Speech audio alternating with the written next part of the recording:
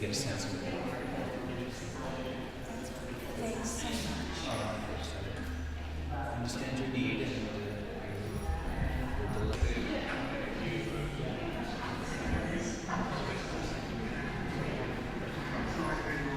the show is not exactly chronologically organized, but it is organized by themes.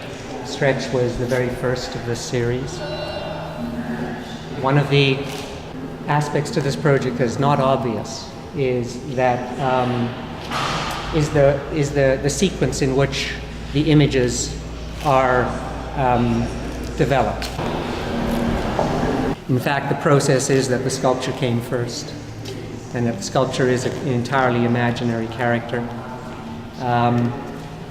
built without references, except that every day as I'm sculpting in this stretch state, I would take a snapshot, digital shot, go to my computer, which I would keep at home, not in the studio, compress that image, see what I've got. Of course, when you compress something, everything gets much more exaggerated, so the distortions are more extreme. So based on that, I would come back to the studio and continue sculpting. And over the course of the few months that this work developed, just the idea of the stretch or the CMYK. When you see a multiple exposed image, it's an image that belongs exclusively to the two-dimensional realm. It's an artifact of some kind of two-dimensional process, possibly gone wrong. I think in part my interest is that in the two-dimensional realm we normalize very quickly to distorted images of ourselves. But in the three-dimensional context we don't. And that's because this is where we live. The backs approach portraiture maybe from a different angle, quite literally. So I think with the backs, this is the other theme in the work in general, is the question of portraiture. These ones have no face. You'll notice that there's a kind of compression that happens in the work. This is a kind of pictorial idea. It's like a Renaissance perspective and a bas relief where something gets flatter as it moves away in space. So, the initial approach to this is pictorial. While we might see images of ourselves from behind in photographs, the idea of a kind of a three-dimensional sculpture that approaches it from that angle is a bit novel, and it kind of forces the viewer to ask, I suppose, well, who is this and why would this be done this way? But how do I approach specificity in a context where I can't see the face? Out of which the Stretch project came.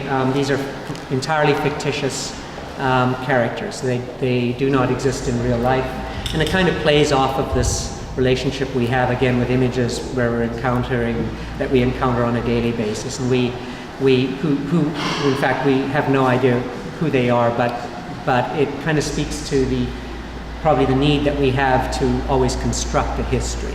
So whether we know the history or not, and whether we're aware of it or not, we are constantly projecting our own expectations onto these images that we're encountering and building these narratives. And now we've jumped right to the very end. So this is really the most recent project, and big shifts have happened.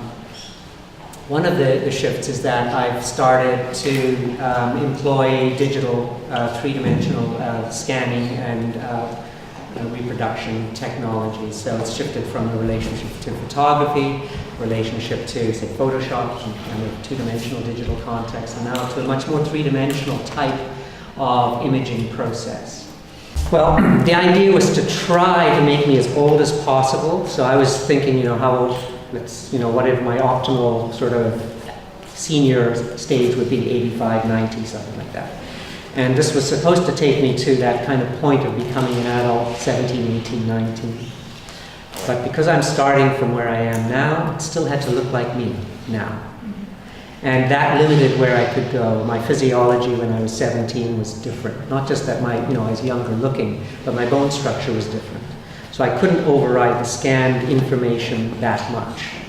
So this ends up being more like 23, 24.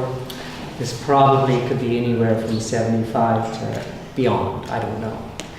I am a sculptor. It's what I've been all my life, and my goal is to constantly find new ways of making it and make that interesting.